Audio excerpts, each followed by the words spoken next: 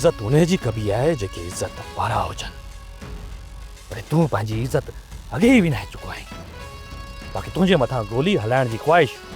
घणनि जी आहे पर हिन ॻोठ जे चङे हुअण जे नाते मूंते फर्ज़ थिए थो त तोखे सज़ा मां ॾियां तोखे सज़ा मां ई ॾींदुसि गोली बि मां ई हलाईंदुसि सावल